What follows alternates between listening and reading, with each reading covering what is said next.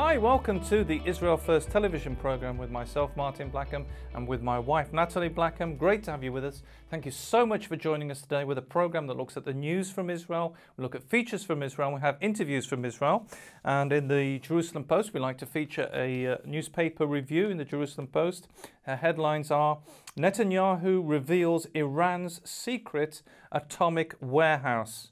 And Netanyahu says Israel knows what you're doing and Israel knows where you're doing it. Prime Minister Netanyahu disclosed to the United Nations General Assembly the existence of a facility in Iran's capital that he referred to as an atomic warehouse full of material related to Iran's nuclear program and not disclosed to the United Nations watchdog on the prevention of nuclear expansion. Netanyahu brought photos and maps of the warehouse to the General Assembly and claimed that Iranian officials had already moved 15 kilograms of radioactive material away from the clandestine structure in an effort to hide the evidence. And we have a short video clip from YouTube that we're going to be able to show you today from the Prime Minister's office, which shows him talking to the United Nations General Assembly about this. So watch this. What I'm about to say has not been shared publicly before. Today, I'm disclosing for the first time that Iran has another secret facility in Tehran, a secret atomic warehouse for storing massive amounts of equipment and material from Iran's secret nuclear weapons program. In May, we exposed the site of Iran's secret atomic archive. It's right here, in the Shorabad district of Tehran. Today, I'm revealing the site of a second facility, Iran's secret atomic warehouse. It's right here, in the Turkuzabad district of Tehran, just 3 miles away.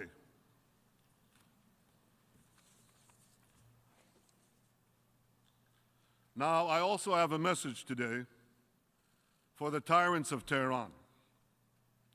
Israel knows what you're doing, and Israel knows where you're doing it. Israel will never let a regime that calls for our destruction to develop nuclear weapons. Not now, not in 10 years, not ever.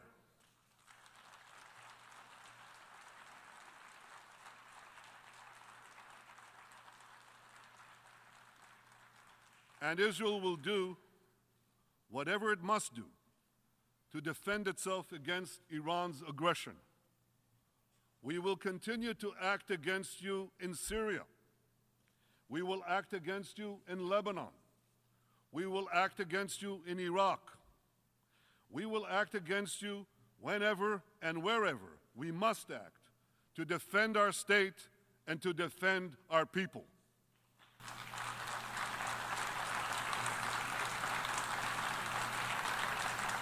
And this is such an important topic which, the world really needs to pay attention to. Certainly President Trump is paying attention to it, and there are now sanctions against Iran which are being put into force. Also in the Jerusalem Post, a lot of things happening in the region at the moment. Prime Minister Netanyahu says to Putin, giving S-300s to Syria endangers the region. S-300s are the anti-missile defense system from the Russians, and Russia's plan to supply its advanced S-300 anti-missile system to Syria will endanger the region, Netanyahu said to President Vladimir Putin in a telephone call. The transfer of advanced weapon systems into irresponsible hands will increase the dangers in the region. And now they arrived today. Wow. Yeah. Just as we come in the studio. I know. The advanced S-300 system would pose a threat to Israeli jets on missions against Iranian targets in Syria. The long-range missile defense system can track aircraft over a range of 300 kilometers. That's 186 miles for those who know about mileage. And this is such a, this is such a big story, and yet isn't really being covered so much in the mainline press. There's another story which is related to it, which is the fact that Russian radar now covers all of Israel. Now, a lot of people, again, haven't been covering this story, but the Russian Air Force has deployed to Syria 4 of its most highly advanced early warning and control aircraft, the Ber-Rave A-50, which are rated as the most sophisticated airborne radar planes in operation. 4 are installed in the Russian Kamin Air Base in Syria's Lat Akavir province. And these radar planes, they're the ones you see with the big dish on the roof. These planes are able to cover all of Israel. And so anything taking off or landing in Israel is now covered by Russian radar. Well, you say, well, why is that so important, Martin? Very important. If there's a war yes. or something happens suddenly, yes. then they can see everything that's happening in the country. It's very dangerous for the Israeli pilots. And the problem that they have got is the situation with Iran in Syria. So we are, again, you know how it is, pray for the peace of Jerusalem. This is so important because there is so many things happening. You know about that. Iran is in Syria and is in Hezbollah, is working with Hezbollah in Lebanon. And Netanyahu was the only the only man in the UN was speaking clearly of what was happening and saying, okay, we need to step out and we need to do things. And he's so happy, and he was saying that Trump was doing the right things, taking the money also for UNRWA. This is done now. And UNRWA, it's like they are helping the refugees, but the refugees are multiplying in Israel, and they say, now you don't have any money. And like obviously this war that's happening with Iran, they can't do it if they don't have money. And if you want to know more about the UNRWA story, we've done some programs with David yes. Badin, so you can have a look at those. Because he's done a work of many years to really show that UNRWA was doing the wrong things, and now Trump is doing the right things, taking the money out of them. And what Netanyahu, because when you hear the news, it's like really heavy things. Netanyahu, again, during the speech in the UN, and we really encourage you to listen to it because he was so honest and saying what's happening. He was saying the amazing things that are happening because of all this war with Iran is like suddenly Israel is in connection with, with Arabic countries. And it hasn't happened, it never happened before, right. since the state of Israel have been born, or reborn, I would say. And so this is things that are happening. So there is things happening in this region. It's amazing, and it's because of your help that we're able to do the program, because of our friends and partners across the world. And we need your help, we need your support to continue this work. You can go to the website, www.israelfirst.org. There's a lot of information there. You can also press on the support button.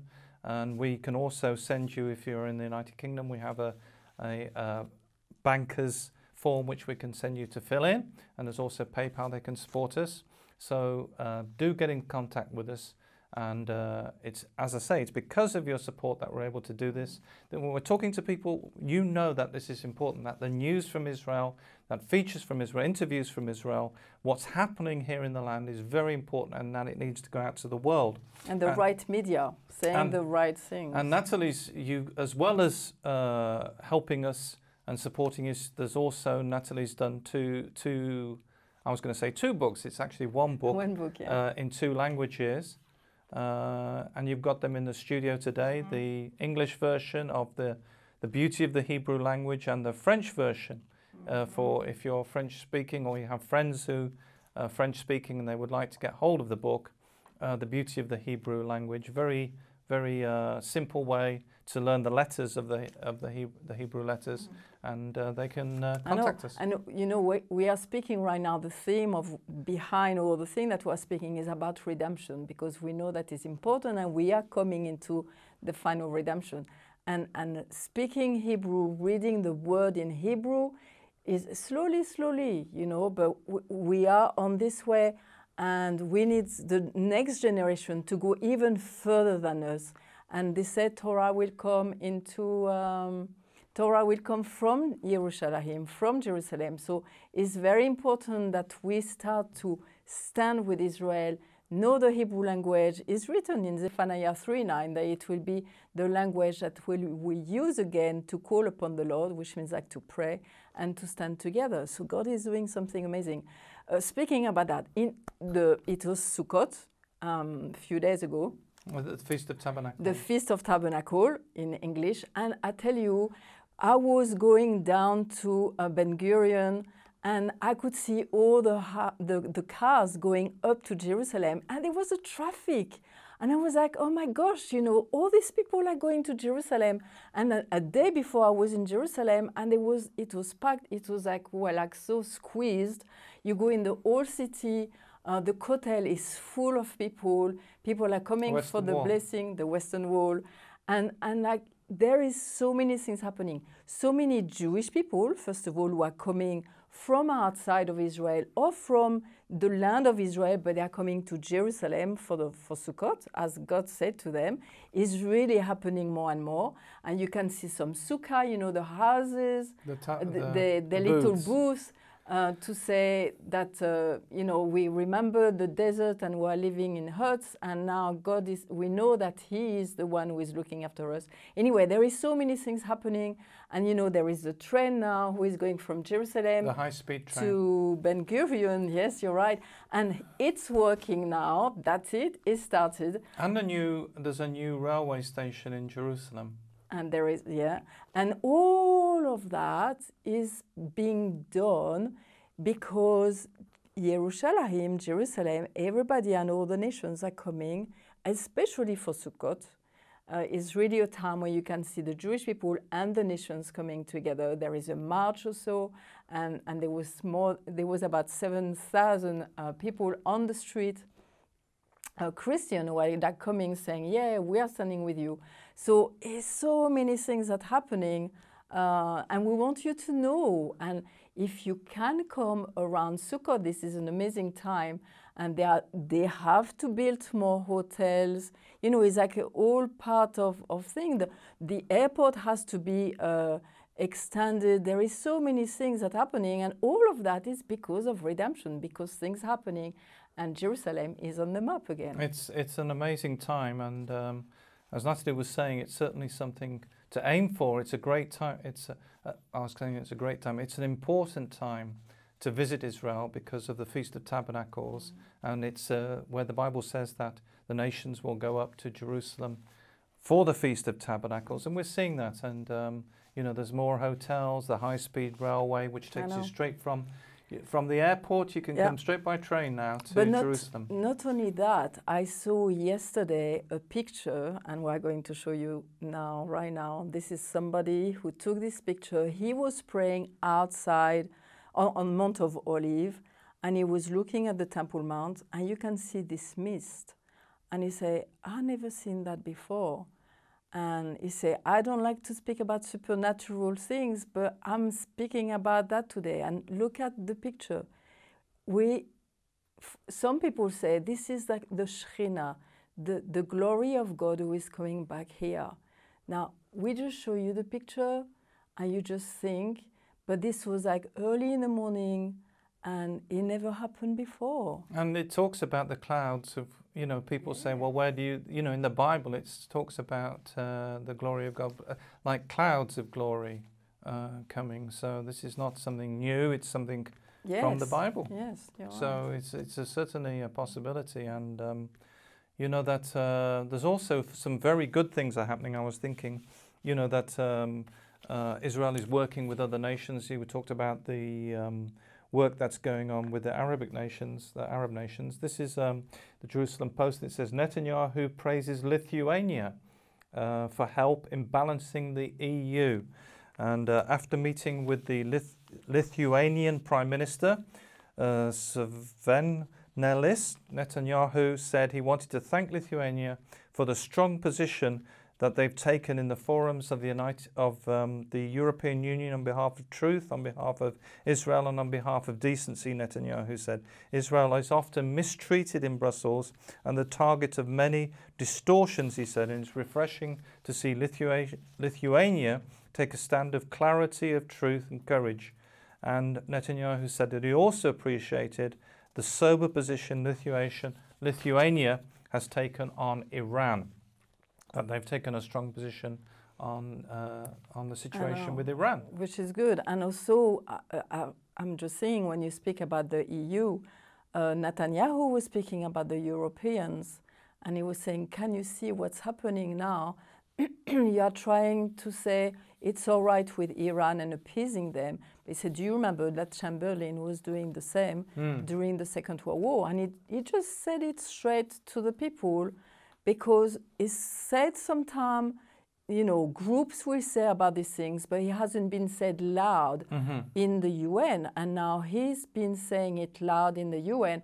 And again, today I was looking at some videos, and it's about England and some Shuraki. You know, the name Shuraki is a very strong Islamist man. And he was saying, now we want Sharia law in England and in Europe.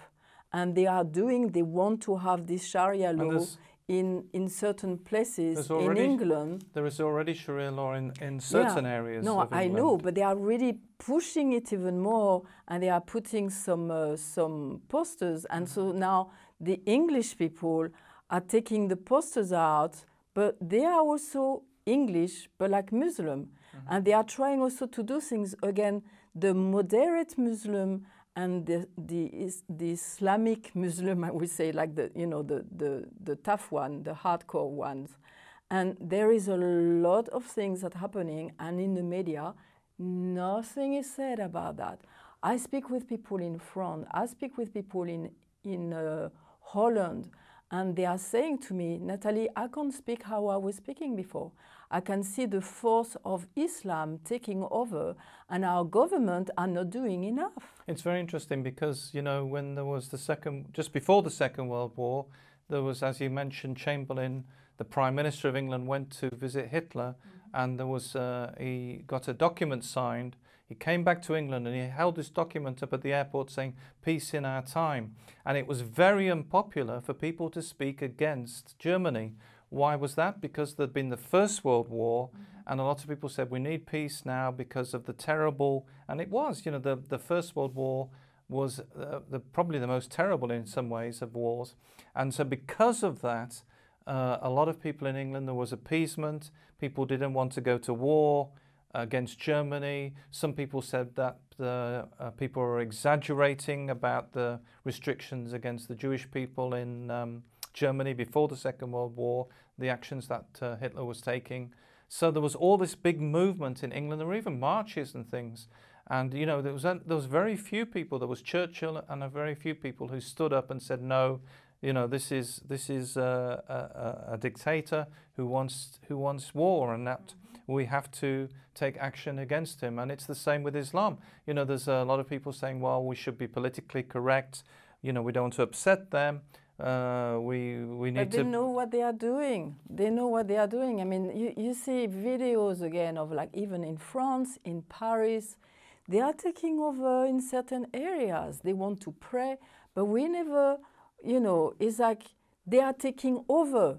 Like, it's normal to have freedom. It's their jihad. And, yes. And what we don't realize is that with jihad, it isn't just war. It isn't just actually shooting someone. Jihad is any form of Islam taking over. So Islam taking over in government, Islam taking over in local government, mayors of cities in the UK, anything like that, that is jihad as well.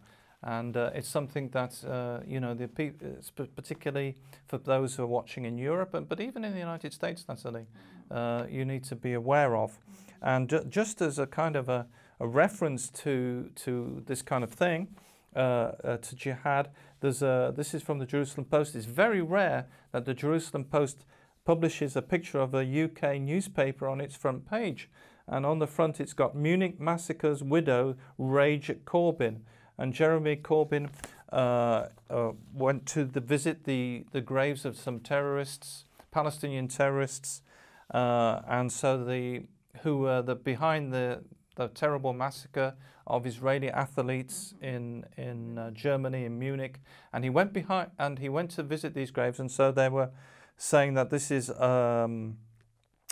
disgraceful and, you know, not right to visit terrorist graves. And the Prime Minister of Israel, actually, who normally doesn't like to get involved because Jeremy Corbyn is a politician, and so he tries to avoid it. But on this occasion, he said, no, this is enough, and he's crossed a red line, and this is not right to do that. Good, good. So, you know, this is part, but the point I was trying to make is that jihad is anything, you know, and this is part of jihad, the attack against the Israeli athletes by Islamic fundamental terrorists in Germany, in Munich.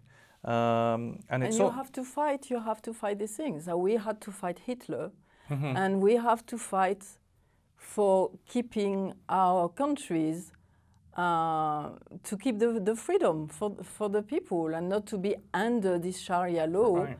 Because what they want to do is invade. They know exactly what they are doing. We spoke about that many years ago, and some people start to wake up. I mean, it's good. I saw that there is some Christian now in England who are really standing up and speaking louder.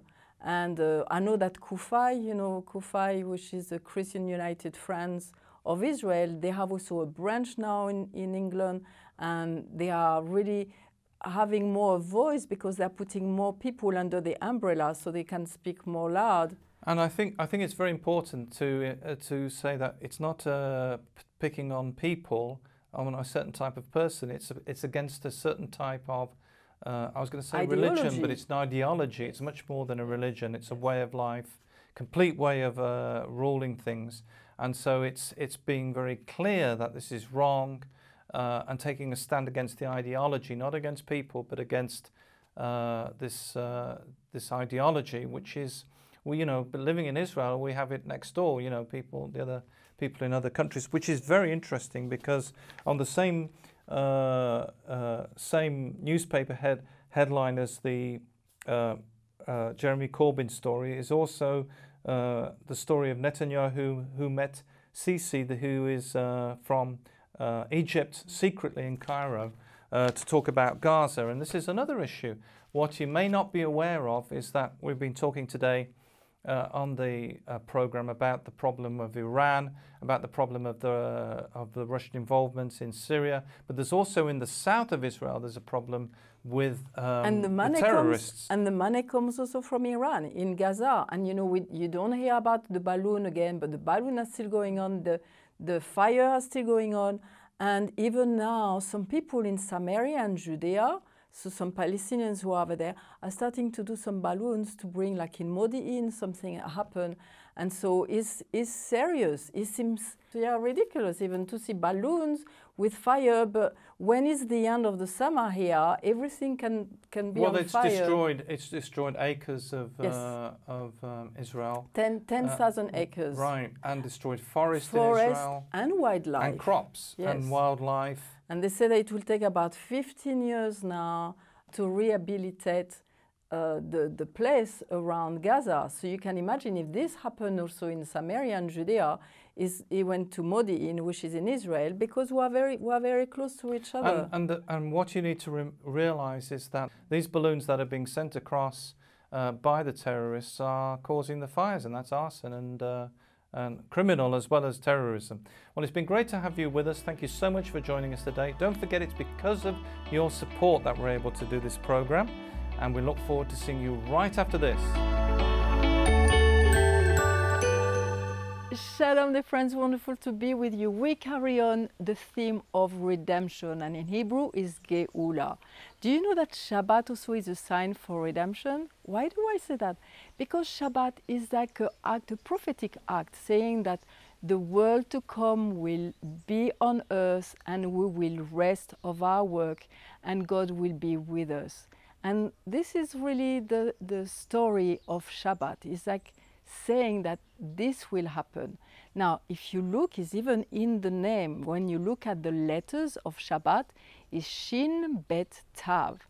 And we can look, Shin is like the light, and Bet is like Bait in the house. We have the light of God in our house, and Tav is Emet, it represents Emet, the truth, and we know that truth will prevail. This is beautiful. So when you see there is more and more Christians, or people even, maybe not even Christian, who wants to do Shabbat because they feel this nudge in them saying, I think it's important for me to realign with God's calendar. Obviously, the Jewish people have kept Shabbat for like a long time, and is in Genesis 2:2. And when you see God was resting, it was just after the creation, and it could be for everybody. It's like really something which is universal. And so when we keep Shabbat, and as we say, we greet each other, Shabbat, Shalom, it means we want peace. We want to live one day where we are who we are. We are not doing things to be something. We are just who we are. And that day is just for God to be with each other and to reconnect with Him. This is beautiful. So we look at the name Shabbat today, and usually on Shabbat, Friday evening when it starts, we say Shabbat Shalom, and the people will say Shabbat Shalom, and it's really a special greeting that we do. This is what we learned today, and we hope to see you again next week. Bye. Thank you so much for joining us today. Don't forget, it's because of your support that this program is possible. Visit the website and learn how you can help to keep this program going on every week. Remember, you can also email us at info@israelfirst.org and visit the website www.israelfirst.org. And remember, we're the program that looks at the land, the people, and the language.